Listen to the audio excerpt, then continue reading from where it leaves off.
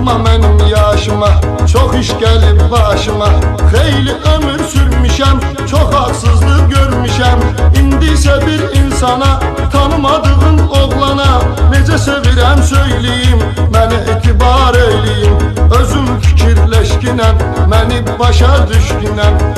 Bakma mənim yaşıma, çox iş gəlib başıma. Xeyli ömür sürmüşəm, çox haksızlıq görmüşəm.